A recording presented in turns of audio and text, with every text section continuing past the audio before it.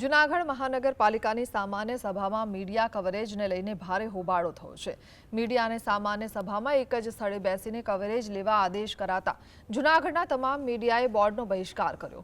મીડિયાના સમર્થનમાં વિપક્ષના 11 નગરસેવકોએ પણ સામાન્ય સભામાંથી વોકઆઉટ કર્યો છે। અત્યાર સુધી મીડિયા કવરેજ પર કોઈ પ્રતિબંધ નહોતો, પરંતુ આજની સભામાં નિયંત્રણ મુકાતા વિવાદ સર્જાયો છે। વિપક્ષના નગરસેવકો અને પત્રકારો મહાનગરપાલિકાની વિપક્ષની ચેમ્બરમાં એકઠા થયા હતા।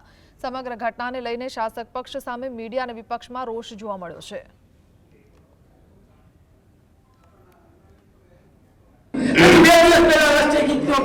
જૂનાગઢ મહાનગરપાલિકાએ આગલા જનરલ બોર્ડમાં કર્યું હતું, કાલે પણ કર્યું છે અને ફરી પાછા કોંગ્રેસને બદનામ કરવા માટે આ ગુજરાતના આ જૂનાગઢ શહેરના પત્રકારોને પણ જૂનાગઢ મહાનગરપાલિકા જનરલ બોર્ડમાંથી બહાર કાઢ્યા છે।